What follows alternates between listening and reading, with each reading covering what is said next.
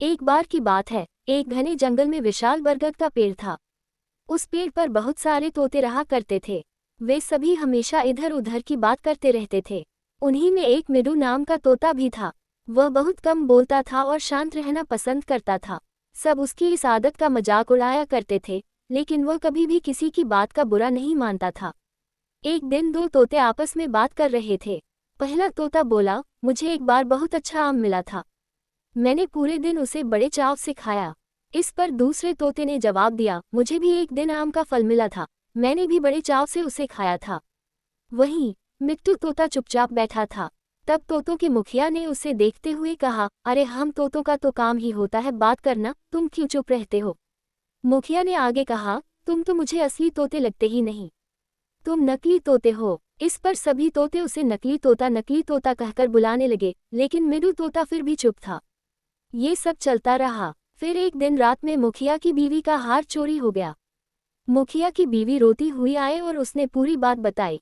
मुखिया की बीवी ने कहा, किसी ने मेरा हार चोरी कर लिया है और वो हमारी ही झुंड में से एक है। ये सुनकर मुखिया ने तुरंत सभा बुलाई।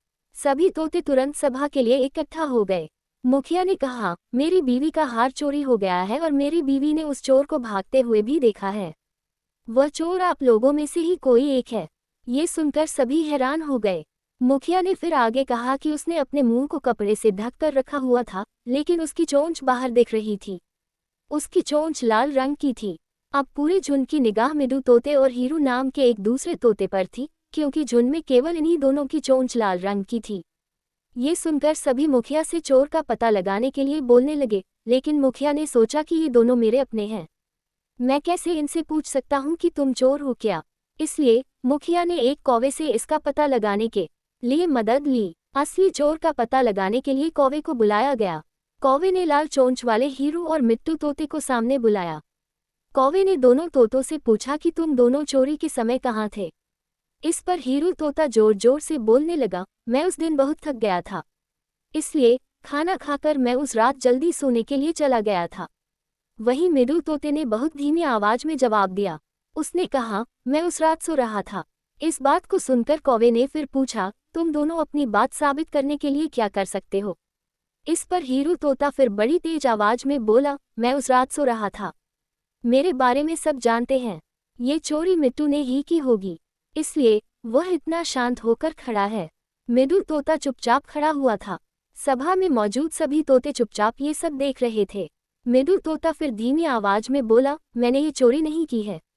इस बात को सुनकर कौवा मुस्कुराकर बोला कि चोर का पता लग गया है।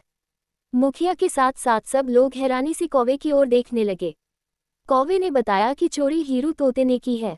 इस पर मुखिया ने पूछा, आप ये कैसे कह सकते हैं। कौवे ने मुस्कुराकर कहा, हीरू तोता जोर जोर से बोलकर अपने झूठ को सच साबित करने में लगा था, जबकि मिट्टू तोता जानता है कि वह सच बोल रहा है, इसलिए वो अपनी बात आराम से कह रहा था। कौवे ने आगे कहा, वैसे भी हीरू तोता बहुत बोलता है, उसकी बात पर भरोसा नहीं किया जा सकता है। इसके बाद हीरू ने अपना जुर्म कबूल कर लिया और सभी से माफी मांगी। ये सुनकर सभी तोते हीरू तोते को कड़ी सजा देने की बात कहने लगे, लेकिन मिट्टू तोते ने कहा, मुखिया जी, हीरू तोते ने अपनी गलती मान ली है। उसने सबके सामने माफी भी मांग ली है। उससे पहली बार यह गलती हुई है, इसलिए उसे माफ किया जा सकता है। ये बात सुनने के बाद मुखिया ने हीरू तोते को माफ कर दिया। कहानी से सीख, कभी कभी ज्यादा बोलकर हम अपनी अहमियत खो देते हैं, इसलिए जरूरत के समय ही बोलना चाहिए।